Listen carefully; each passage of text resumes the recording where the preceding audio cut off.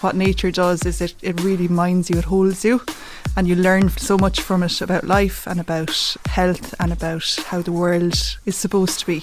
I really feel passionate about that, to bring people in to share that with them. Máiréad Costin is a medical professional turned organic farmer with a passion for growing food that nurtures our bodies, our minds and the nature that surrounds us.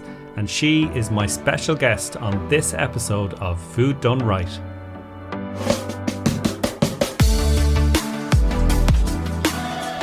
Hi, I'm Mick Kelly, the founder of GIY, and this is Season 2 of our podcast series Food Done Right, which was recorded at the Harvest Festival in Waterford City. On this episode, Tor McIntosh meets Máiréad Costin, the owner and manager of Garraí Mara Organic Farm in Ring in West Waterford. A trained nurse and physiotherapist, Máiréad started growing food in 2017 as part of her own self-care journey. In this fascinating conversation, they talk about Máiréad's passion for nature and her mission to provide people with a nurturing environment through Garraí Mara, the importance of buying local and the benefits of getting food from plant to plate in a matter of hours. They also talk about the importance of diversification for small-scale farmers. Don't forget to hit that follow button on Apple and Spotify and help us spread the word. We've also got a new TV series, Food Matters, which is available on the RTE player, and check out the website foodmatterstv.ie for lots more. Okay, so let's get into this conversation between Tor and Máiréad. And Máiréad begins by telling Tor where the idea for Garraí Mara came from. So for me, I guess starting the journey with Garraí Mara was about creating a space where I could work and be self-employed and grow some lovely food and then sell it locally and promote it locally. And behind that mission is health promotion. And for me, like, growing food became a self-care journey when I started learning how to grow food. So my mental health wasn't great at the time. Ended up having a career break and ended up becoming attached to growing and finding out that I was able to nurture myself through nature, which I had, it was mad. An idea just happened overnight and I said I need to go and learn how to grow food when I was recovering from some just tough times in life. And so for me, creating a space, first of all, that can be a viable business is what this year and last year has been about, which is still a work in progress and challenging times. But also to add on to that, then the business, I want to bring people into the space that I create that will nurture other people and help them to see that they can actually grow food and they can also have a nice time and they can be healed through whatever they're going through in the garden as well. So I just really think that's an important part of organic market garden farm, is that it's a nurturing space where nature is at its best. And what nature does is it really minds you, it holds you, and you learn so much from it about life and about health and about how the world is supposed to be. So I really feel passionate about that, to bring people in to share that with them.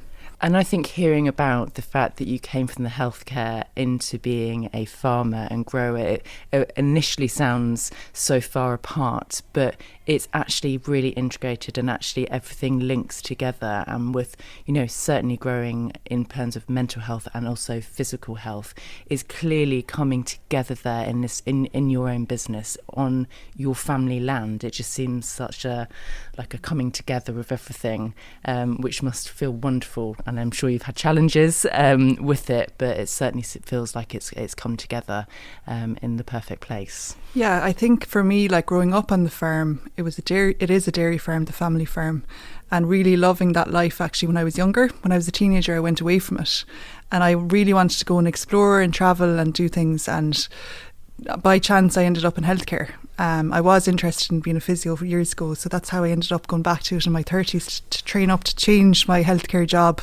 But all the time I was working towards bringing everything together to be in a role where I could have my own business. And somehow, as I said, in that journey in 2017, I realised that I wanted to go back to nature, and nature is where my self-employed business was able to, to blossom basically. So it's really, it all makes sense to me now. Absolutely. And everything is a stepping stone towards, there's not, people say to me, oh my God, what career are you going to do next? And I've got friends actually who've lined up Tapanaki for me. chopping the meat in the area. Yeah. It's like I'm gonna pick the next course you do, and this is going to be it. Yeah.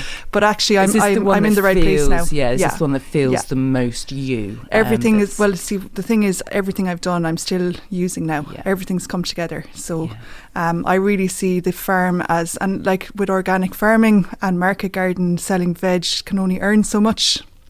So I have to diversify. That's the reality of it.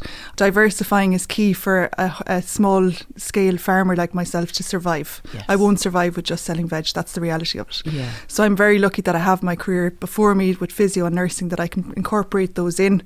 And I've also done training through Social Farming Ireland to train up with them to bring groups to the farm under their umbrella as well. So that's really positive as well. But also I see the farm as somewhere. I had artists during the summer coming out to paint for a day. I did see that. I have to say, I thought it looked wonderful. My eyes opened wide that day, and I thought, this is amazing. I'd love more of this, So there's options for like kind of retreats and like, workshop days and stuff, but incorporating all of those things, my values into those, and providing healthy food and showing them how you can cook a nice meal out of the food that's growing there, Yeah, and there's so many things. I really picked up on, two things actually that I picked up on, was you saying that you were growing this food and so many people were interested but not knowing how to cook it, and suddenly that must have been a bit of a light bulb moment as well, as like, is just that education side of things, is teaching people. And the other side was the communities. You were wanting to grow local veg, you're wanting it for the local community. I'm wondering how easy it's been to integrate with the community.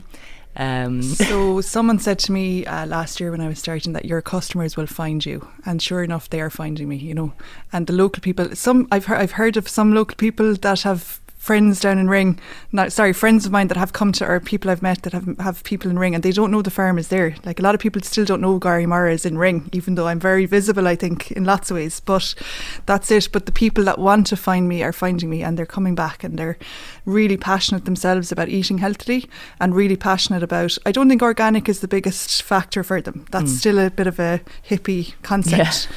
But it's the local food thing, the supporting local thing, the business, and then the person behind the business, they seem to be really kind of connecting with that as well. Yeah. And the story behind me and the business, So, but I think for me, it's the food miles and the hopefully that there's the high density nutrition in the food because of the lack of food miles. And a lot of people that I meet that are buying veg are also interested in that factor as well. Absolutely. So it's the quality of food, eating it from the plant to the plate in the space of a few hours. Yeah. And the feedback I'm getting is incredible from people that really are enjoying that. My next door neighbour is one of my best fans. I love She texts me at the start of the season last year and this year, I'd like to say, my God, that's the best food I've ever had, That's and that's the best feedback you can get.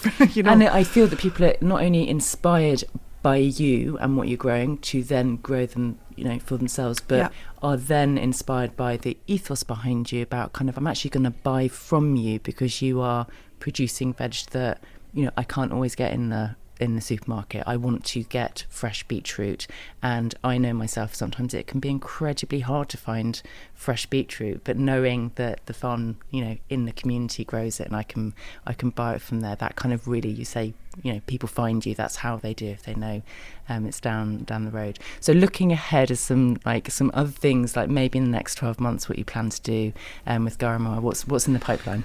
Yeah, so I think, as I said, the veg business is going to be fine-tuned again. Every year is different. Nature teaches you something different every year, and every crop will be different every year. That's what I'm finding out now. So I have to be accepting of things so much more than I ever was, and just going with the flow as well, because you have to just keep going with nature. But fine-tuning the veg selling, the veg business, and then also bringing groups like I've planned to do to the farm to have that experience as well, and showcase what can be done in a small space, and showcase nature and how it can be just really enhanced by just doing a few small things, adding a few flowers here and there. There's so many small things, changes that we can do individually in our own gardens and our back gardens that will just help us to feel better about climate change and all that's happening around us in the world. So I think keeping a good eye on the bigger picture, but actually also keeping it simple and keeping it kind of positive in your own space. That's how we can survive all this anxiety with climate change, I think. So and that's I thought it it was for just me. very interesting that you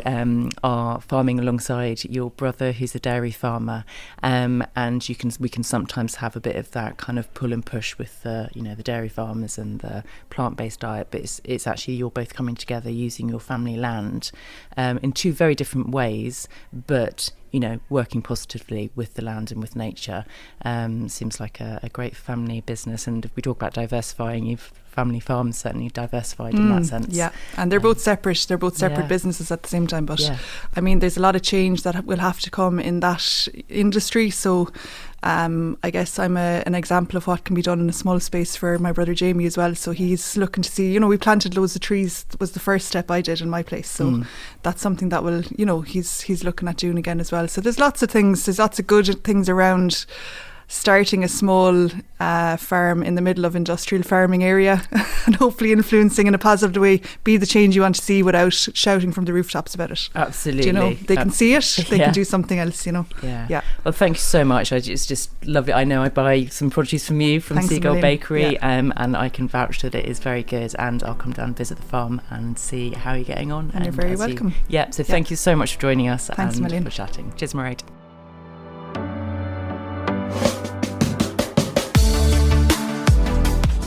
I'm really fascinated by the idea of people who make these huge changes in their careers, but as Máiréad points out, there's no experience wasted when it comes to the different roles that we can play in our career. So a huge thanks to Máiréad for joining us, and please do come back for the next episode of Food Done Right.